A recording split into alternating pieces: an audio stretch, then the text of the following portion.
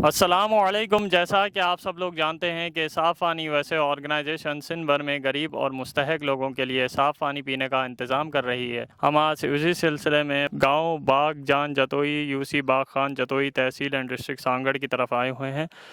इस गांव की आबादी कमोबेश 20 अफराद पर मुश्तमिल है।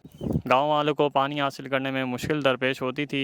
इनकी इस मुश्किल को हल करने के लिए ये शैलो हैंडपम्प डोनेट किया है सदका जारिया के तौर पर सोनिया रैश की तरफ से, जिसकी वजह से गांव वाले अब आसानी से पानी हासिल करते हैं। हम दुआ करते हैं कि अल्लाह रब्बुल इज़्ज़त सोनिया रैश की इस खिदमत को अपनी पाक बारगाह की दस में कबूल फरमाए और अल्लाह रब्बुल इज़्ज़त उन्हें अपने हिफ्ज़ व अमान में रखे।